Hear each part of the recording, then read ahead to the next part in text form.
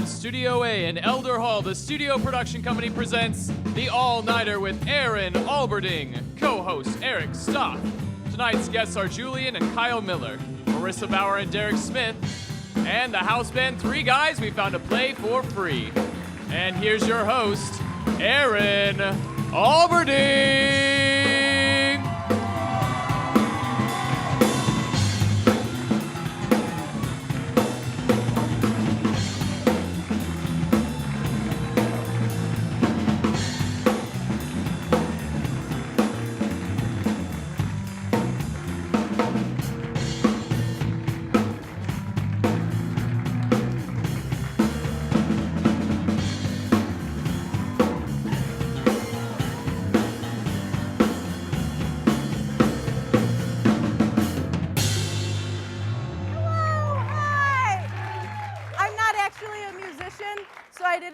I think that was going to work anyway.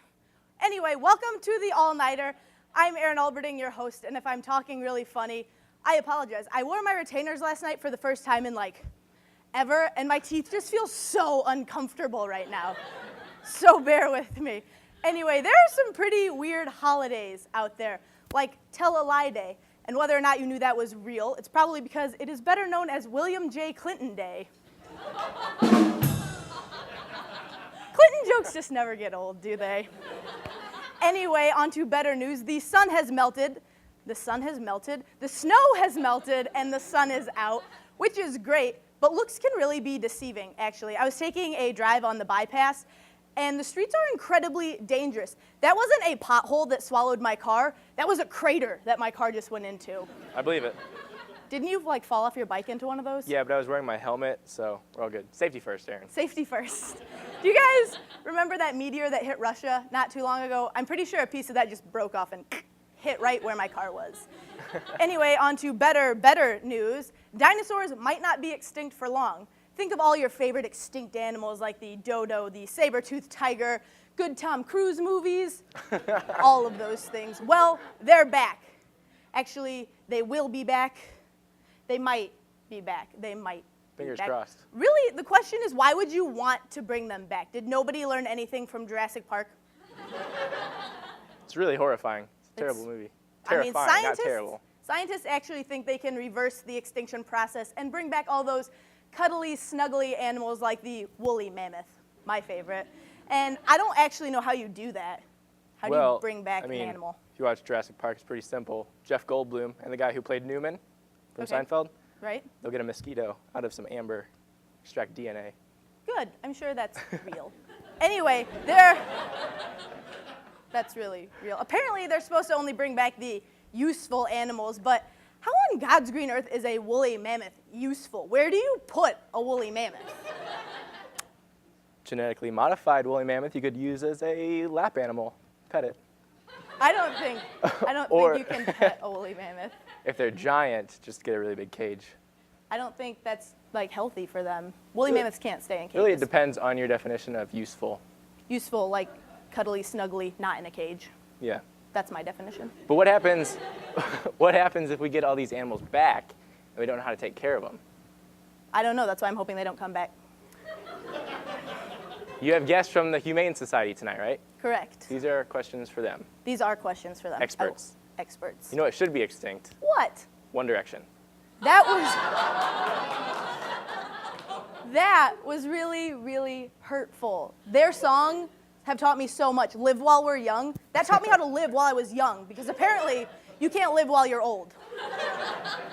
That was real. You can't. Only while you're young. I don't really know much about the band, but are the Jonas Brothers in One Direction? No, they're separate boy bands. Oh, okay. Both really good, but separate. But you liked One Direction? Yeah. I'm not a fan. I think, yeah, like I said, they should be extinct. I'm kind of sick of them. They have entire stores dedicated to only them and their T-shirts and posters. That's because they're wonderful. Well, and those big cardboard cutouts. They're life size, so they're this tall. I actually want one. I'll get you one. Yes, Wedding I am present. So ready. But apparently, since you're not considering them musicians, and from all the giggles I'm hearing, no one else considers them musicians, can I get a round of applause for our real musicians, Three Guys we found to play for free?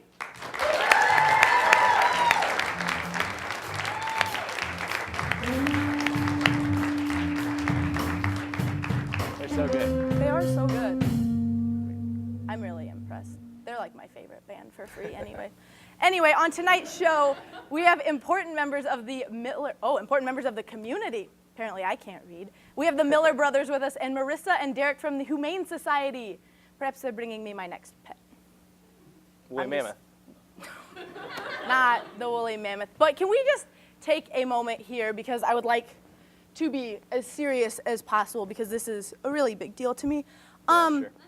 No, whoever just giggled, please be silent. Looking back at my time at the all-nighter, oh, there was hair on my finger, gross. It's been great, but before we get started with all the hilarious antics we have planned, can I just take a moment to be incredibly serious here? I don't know, can you? Are you capable? I am very capable of being incredibly serious. We'll see. Haven't had the time today to thank the great hosts that have gone before me, and this is something I've really wanted to do. They are like the hosts of hosts. They have made me the handsome, charming, successful, well-loved by all the masses people host who sits before you today in front of all of you people. I'm so humble. I am so humble. Band, can I get a little something for this process? That's what I'm talking about. All right. Dear Conan O'Brien, thank you for your luscious hair. Eric tried his best to emulate it, but he kind of failed. Sorry. Dear Rosie O'Donnell,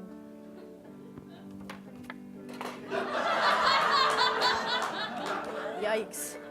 Dear Jay Leno, thank you for your gorgeous jaw structure, and of course, your ability to read a teleprompter better than Barack Obama. Dear Regis Francis Xavier Philbin, thank you for giving me hope that I can maintain this job until the day I die. P.S. Your really long name is great. Dear Bob Barker, I love you, bro. Oh, shoot. I need to get Sparky spayed. Or maybe neutered. Bob would know. Oh, wow. Dear Oprah, I told me this one was going to be hard. You can do it. You can do it. I don't think I can. There's no tissues in my drawer. Just thank you, Oprah. Thank you so much. Dear Larry King, thank you for yet again proving that I will have this job until I die, and possibly a couple years after that. Dear Jimmy Fallon, thank you for basically writing this show for us. Our writers really appreciate it. Smiley face. Wait, you know what? No, wait, I'm the host. I have people who do this for me. Ginger, Not where me. is that Ginger? Here. Oh my gosh. Can you come along? Come Walk on. fast. Quick. I don't have time for this. Here are some envelopes. Take these. Here, nope, not done. Take these. You're gonna need to buy yourself some stamps. Here's the adult-like pen that I've used to write these. Remember that my A's have a little curl at the end, and can you finish those up and send them off? They need to go out by tomorrow, so thank you. He's a real go-getter. Oh, I should have told him that those stamps are not coming out of our budget. That is his paycheck right there. What's his name? Does it matter? No. My slave. Just kidding. Our first guests tonight are two people with very important jobs in the Marion community.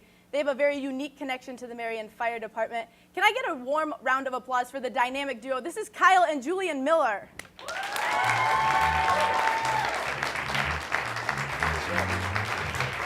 Hello. Hi.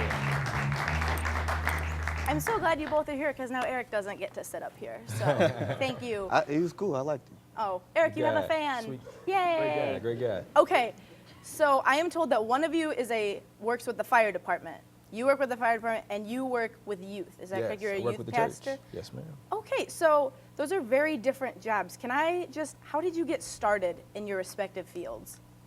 My dad's a firefighter. Okay. So just growing up, watching him do what he did, as a kid, I think I learned how to make the siren before I could crawl.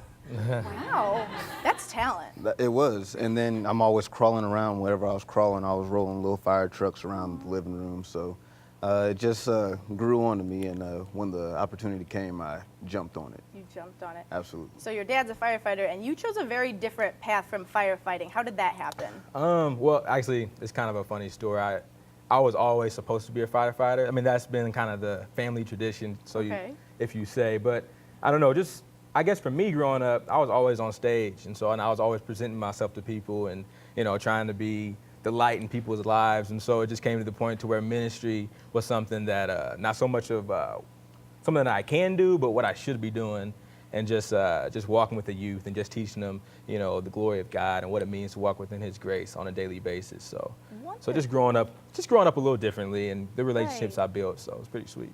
So you're brothers then, right? Yes. So I assume there are lots of pranks and picking on each other. Which one is older, first of all? You're older. So do you get picked on a lot? Because I'm the younger sibling, but I was the more obnoxious one, so. Actually, when I was little, I mean, I got beat up. I mean, like, I would go downstairs and like yell to my mom, like, Mom, they just won't leave me alone, you know. But the funny thing was, I kept going back upstairs. I'm like, you know, she said, well, why do you want more, don't you? Exactly. Like, for some reason, I felt like to be a man, I have to take the pain, you know, and or to be a man, like I gotta try and fight back. So I would try to do little things that would not work, obviously, but I would find myself crying or, you know, in pain and just getting beat up. Now you're smiling the whole time that he's talking about all these traumatic events. What did you used to do to your brother? I beat him up. I specifically remember one time. He was walking around after I beat him up, and with no shirt on, and can I say nipples? I mean, you just did, so. Well, they were a little red. So apparently I had pinned him down on the ground to where he couldn't move and just titty twisted him. Wow, I'm glad that you recovered so well from that. I think this is the worst thing that ever happened to me. We, growing up, we used to always make movies. Like we had two cousins, and so we would always like recreate Matrix.